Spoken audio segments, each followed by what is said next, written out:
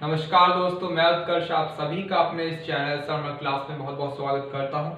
जैसा कि आप सबने थंबनेल पर पढ़ ही लिया होगा, तो जो आज का हमारा टॉपिक है वो होने वाला शेयर मार्केट के बेसिक्स के बारे में। तो मैं आज आपको बताने वाला हूं कि शेयर मार्केट, स्टॉक मार्केट होता क्या है, इसमें किस तरीके से इन्वेस्ट किया जाता है और इन्वेस्ट करने से पहले हमें किस तरीके की नॉलेज और प्रिपरेशन की आवश्यकता होती है। तो आपका ज़्यादा समय न लेते हुए चलते हैं वीडियो की तरफ। उससे पहले दोस्तों, अगर आपको हमारी वीडियो अच्छी लगती है तो इसके साथ एंड तक बने रहें, क्योंकि अगर आप बीच में से स्किप कर देते हैं तो इससे ना आपको अच्छी नॉलेज मिल पाएगी, ना ही आप किसी और को अच्छी तरीके से बता पाएंगे। Thank you. तो गाइस, शेयर मार्केट जानने से पहले हम जान लेते हैं कि शेयर्स क्या होते हैं। तो जब कंपनी को कैश की ज़रूरत होती है, कैपिटल की ज़रूरत होती है, तो वो पब्लिक को अपने कंपनी के कुछ हिस्से, पार्ट्स बांट देती है, जिसको हम शेयर्स कहते हैं। आइए चलते हैं एक छोटे से एग्जाम्पल की तरफ। अभी एक बिजनेसमैन है जिनका नाम है मिस्टर एक्स, और इनकी ये कंपनी है XYZ करके, जिसकी वैल्यू है 50 लाख रुपए। अभी इनको अपनी कंपनी को और ग्रो करने के लिए 40 लाख की और ज़्यादा ज़रूरत है।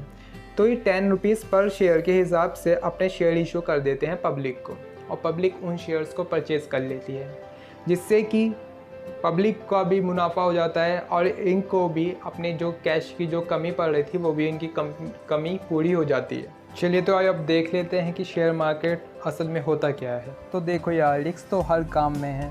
हम अगर कार चलानी भी सीखते हैं तो रिस्क उसके अंदर भी होता है, कहीं हमारा एक्सीडेंट ना हो जाए।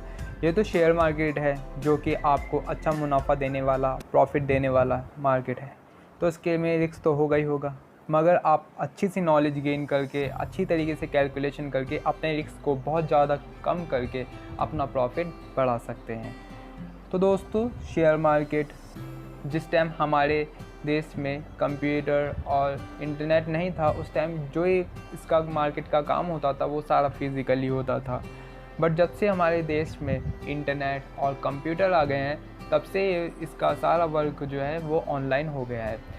जहाँ से कहीं भी हम बैठे हुए हैं और कहीं भी हम गए हुए हैं, हम वहाँ से भी अपने शेयर्स को परचेज या शेयर को सेल कर सकते हैं। तो हमारे इंडिया में दो सबसे ज़्यादा फेमस स्टॉक एक्सचेंज जो हैं, उनका नाम है फर्स्ट नंबर पे जो है वो है NSE, नेशनल स्टॉक एक्सचेंज, जो कि दिल्ली में है। और सेकंड है हमारा BSE, बॉम्बे स्टॉक एक्सचेंज, जो कि बॉम्बे में है। तो दोस्तों, किसी भी कंपनी को अपने शेयर इशू करने से पहले इनमें रजिस्टर्ड होना पड़ता है। अगर वो रजिस्टर्ड नहीं हो पाते हैं तो अपने शेयर भी इशू नहीं कर पाएंगे। और हमारे NSE और BSE को कंट्रोल करता है हमारा SEBI, security exchange board of India.